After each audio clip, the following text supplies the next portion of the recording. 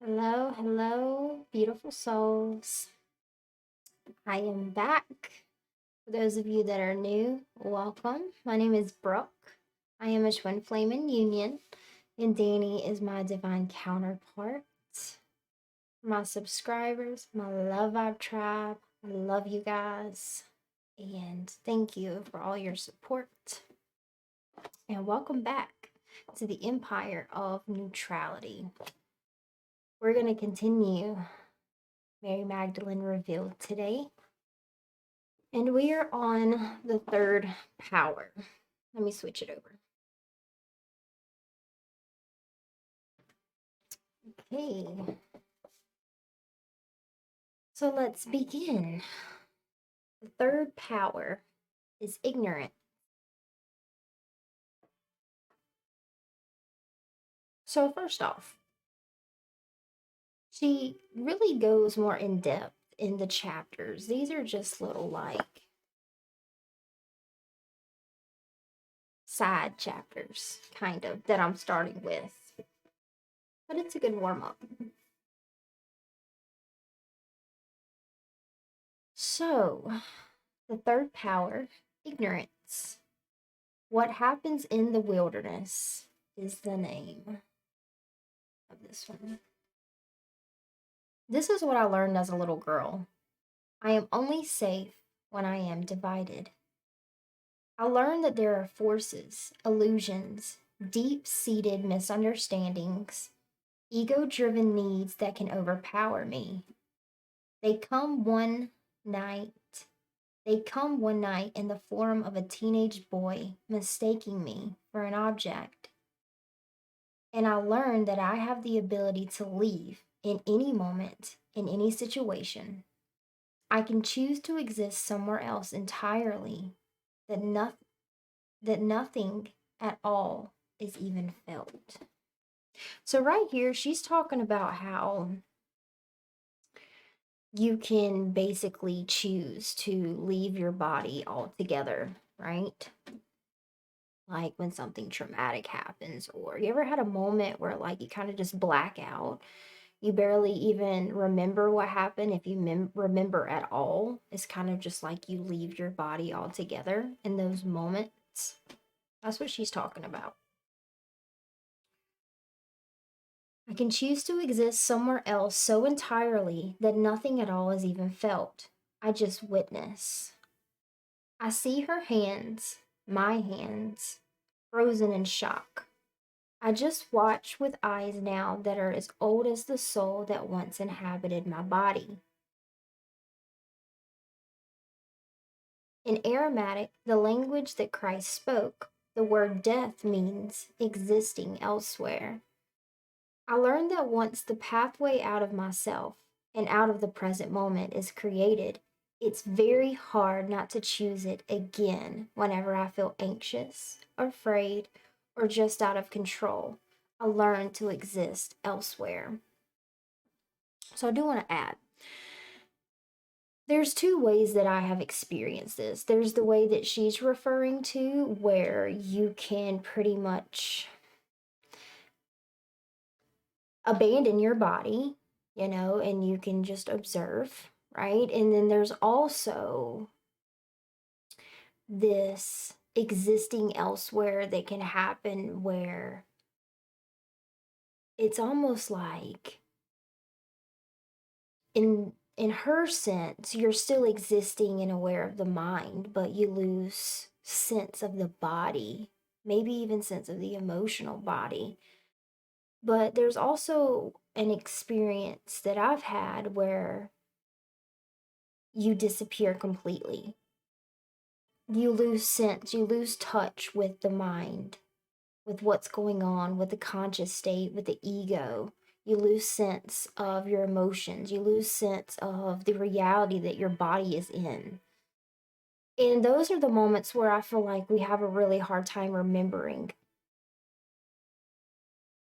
It's such a strange thing to think about, to kind of try to understand what's going on in those moments where you just leave your body completely. It's curious. But anyways, let us continue. As a teenager, I didn't have the words. I had never even heard the words to describe what actually happened for me in assault. That the trauma of being separated or divided from the soul can't be seen. Juan Analysis, Clarissa Pincolsa Estes, Woman Who Run with the Wolves, became my Bible. These stories spoke of a language that I inherently understood. Sorry. These stories spoke of a language that I inherently understood, a language of myth and metaphor. I felt this sense of a tribe for the first time in my life, or a lineage. I felt like my story was the continuation of a story that has been told for thousands of years. I felt I was accompanied always by legions of us, generation after generation of women, healing this ancient misunderstanding that the female body signifies the lesser sex. A being to be owned, dominated, and not trusted. The Tale of the Handless Maiden was my book of revelation. It was originally collected by the brothers Grimm in 1812, but existed for an unknown amount of time before that. It starts with a devil, a demon, a force that seeks to divide the maiden first from her body and then her father's home, and finally from her love, the king. The devil tricks the maiden's father into giving her to him in exchange for great wealth. In 3 years, he warns he will return and claim her. She lives in prayer for those 3 years, and on the day when the devil comes to take her, she draws a white circle around her with chalk. He cannot touch her. Her heart is too pure.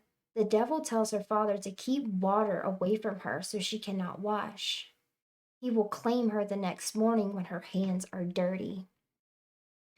The maiden's tears kept her hands clean, and again the devil cannot claim her. He orders the maiden's father to chop off her hands. Her father hesitates, but the devil says he will take him instead if he doesn't do it. Her father begs for her forgiveness, and in his fear and ignorance, he does it. He cuts off her hands. The maiden cries all night, and in the morning, for a third time, the devil cannot take her because her tears have purified her soul. The maiden's father wants to take care of her now that he is wealthy and she is maimed, but she realizes that she has to leave. She can't stay in her father's house. She is no longer safe or at home. She begins to wander, and eventually she finds her way into a garden. She rests near a pear tree and meets a king. He's a good king, a kind man, and he loves her, stumps and all. Out of his love for her, he makes her silver hands. She loves him, they get married, and soon she is pregnant. But then the king is called away to war, and in his absence, the handless maiden gives birth to their son. He is beautiful and she adores him. A message is sent to the king to tell him the good news.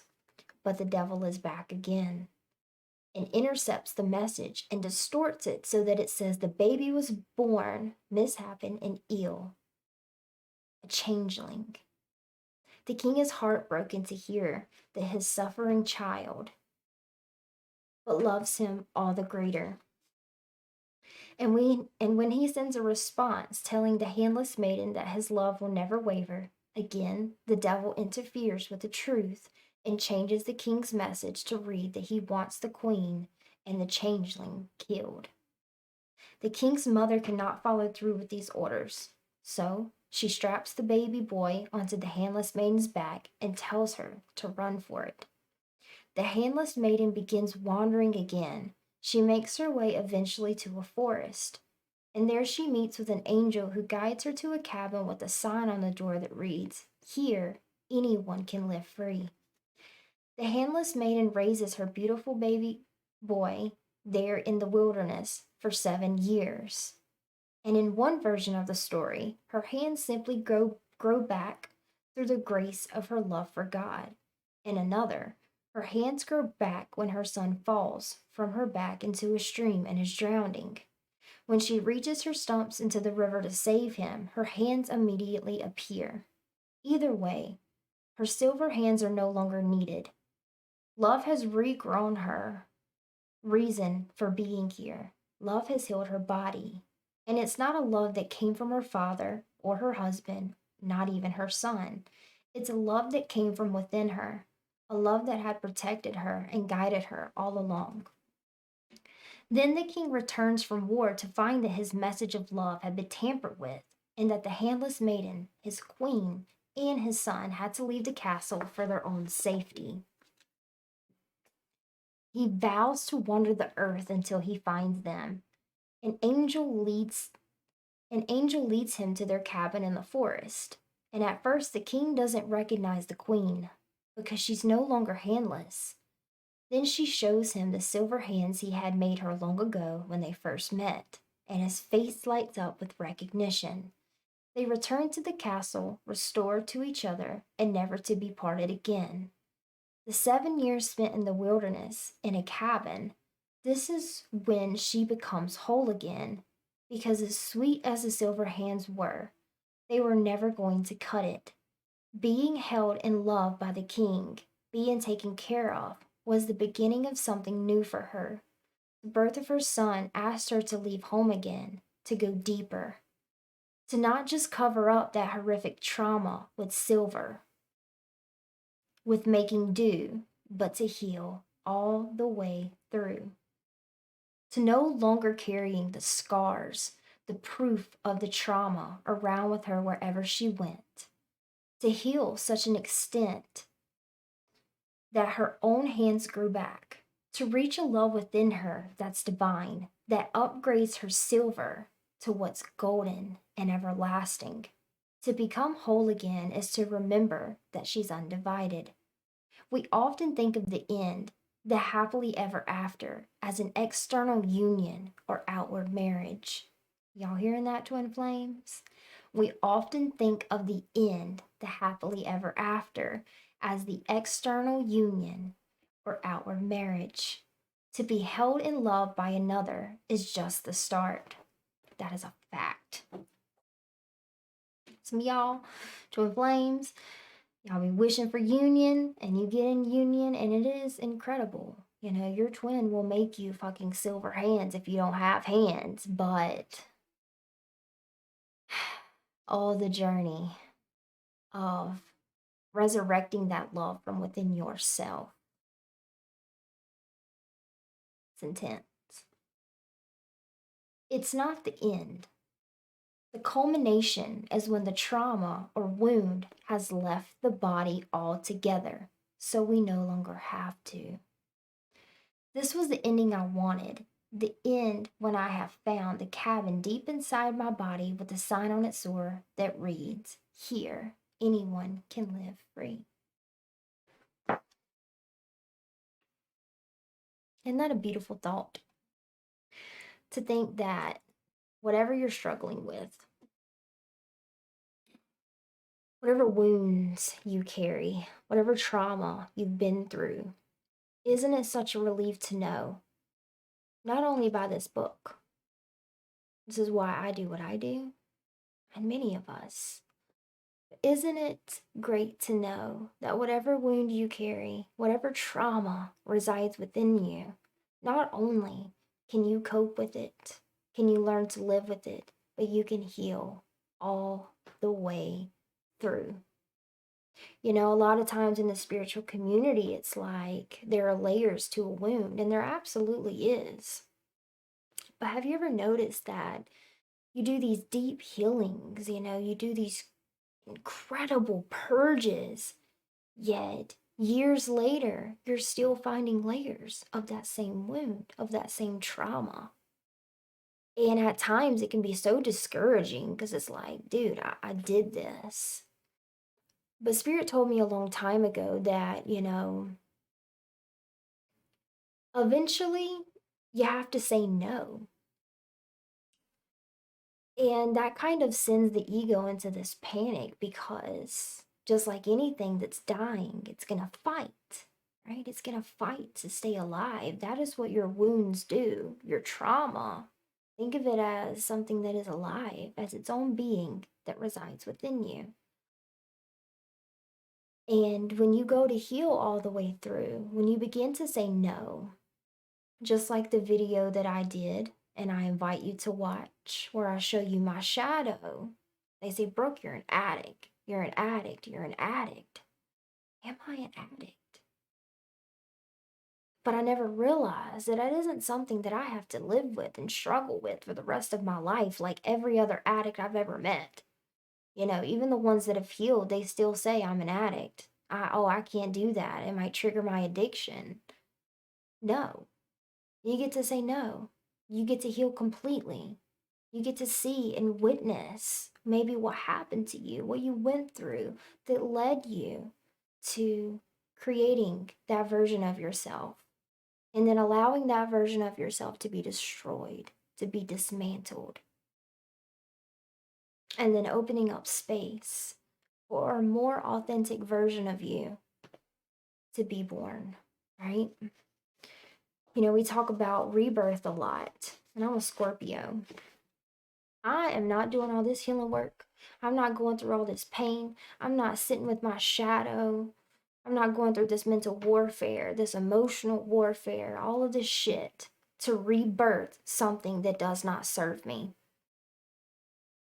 If we're going to die completely all the way through. If we're going to heal completely all the way through. And your love for yourself, your love for humanity, it is capable of that. And I love you guys. Please drop a like. Y'all like my nighttime t-shirt? I got my, oh, it's green. But I got my bedtime shirt on. I love Rick and Morty. And my boxers, come on, about masculine.